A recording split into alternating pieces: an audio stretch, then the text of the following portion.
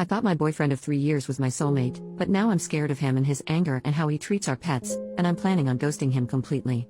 I, 24F, will try to keep this as short as possible because I feel a lot of what's going through my brain is nonsense rambling.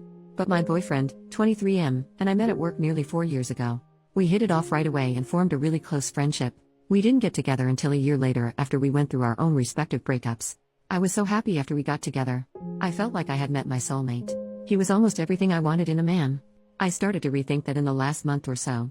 For some context, my boyfriend had kept in contact with his ex even after I made it clear I was uncomfortable with it.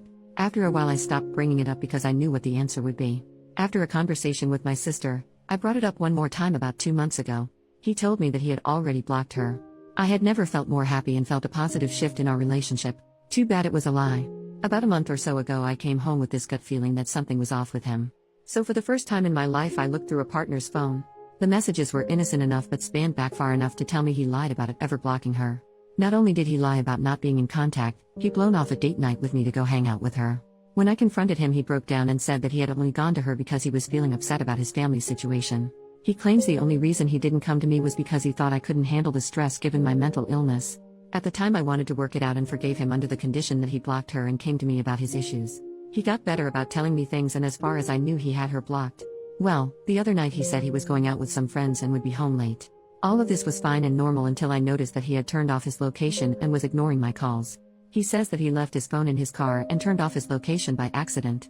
But given that I have more than 2 brain cells, I know he's lying. He got a brand new phone and it has been glued to his hand since he got it, so him leaving it his car seems so unlikely to me. These 2 events aren't the reason for me wanting to leave but rather the catalyst.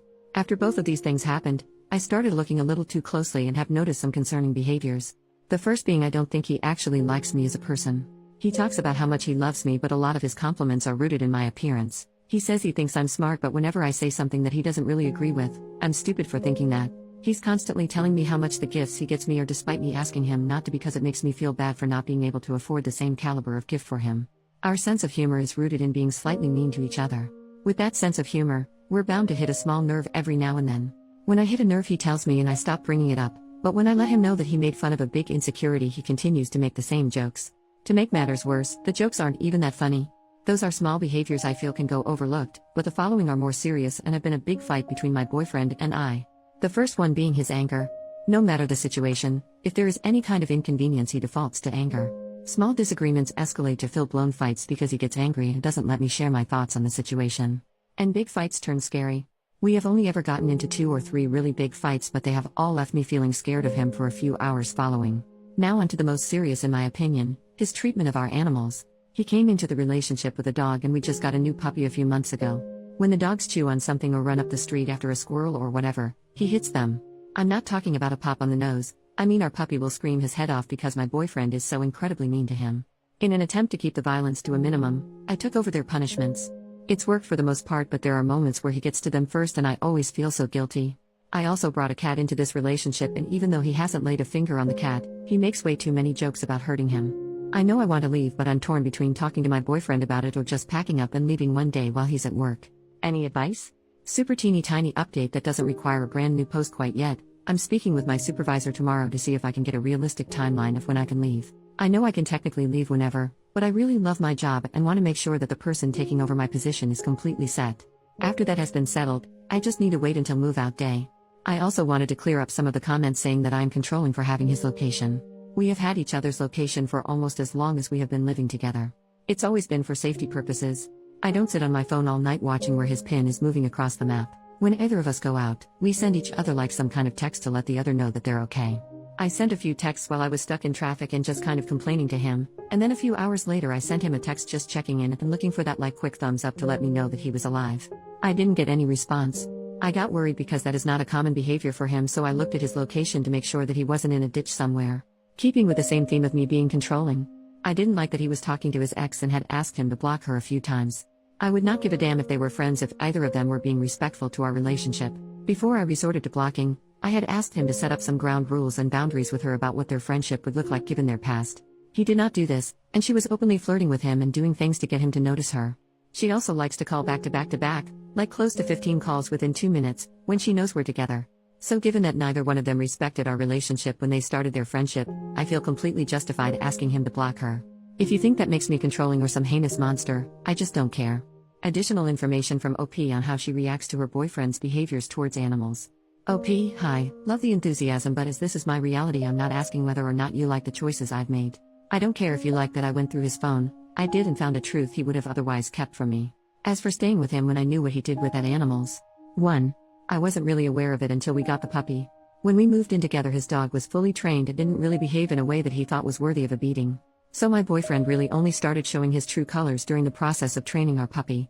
2. After a certain point, relationships aren't about leaving when you're unhappy or you see a red flag. I live with this man, I am under a contract for my job, and my job does not pay me enough to live on my own, especially with pets. Leaving him means that I am blowing through all of the savings that I have collected to find a new place to live, breaking my contract, and completely uprooting my life. It's something that I am in the process of doing, but it is still a very hard decision that I'm making. I came on here to get some advice about how to leave the situation, not to be told that I make bad choices or that I'm not leaving him fast enough.